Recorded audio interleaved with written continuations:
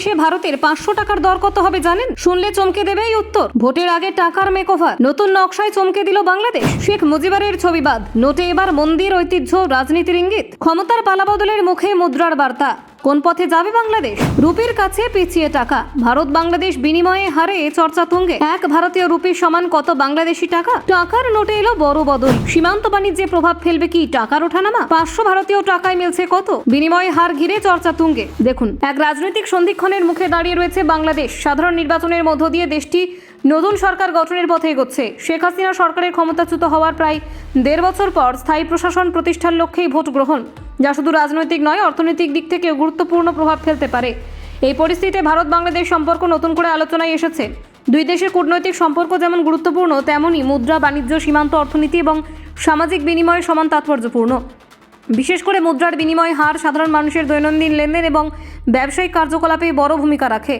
বাংলাদেশের সরকারি মুদ্রার নাম টাকা বা বাংলাদেশি টাকা। দেশের সমগ্র মুদ্রা ব্যবস্থা নিয়ন্ত্রণ করে বাংলাদেশ ব্যাংক। মুদ্রানীতি নির্ধারণ, মুদ্রাস্ফীতি নিয়ন্ত্রণ এবং আর্থিক স্থিতিশীলতা বজায় রাখাই এই প্রতিষ্ঠানের প্রধান দায়িত্ব।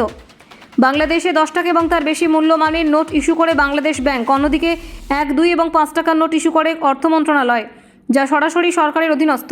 ছোট মূল্যমানের এই নোটগুলোকে সরকারি নোট বলা হয় এবং এগুলোর প্রশাসনিক কাঠামো আলাদা।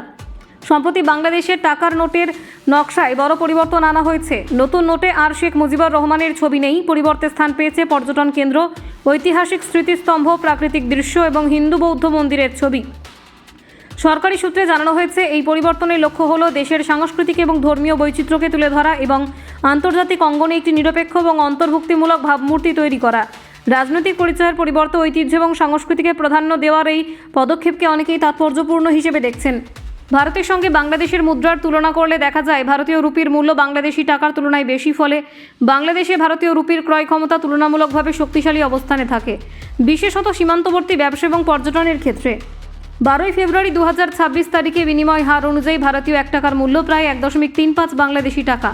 অর্থাৎ একজন ভারতীয় যদি 1 লক্ষ টাকা বাংলাদেশে নিয়ে যান, তাহলে বিনিময়ে প্রায় 1,35,000 টাকার বেশি পাওয়া যেতে পারে, যা লেনদেনে গুরুত্বপূর্ণ প্রভাব ফেলে।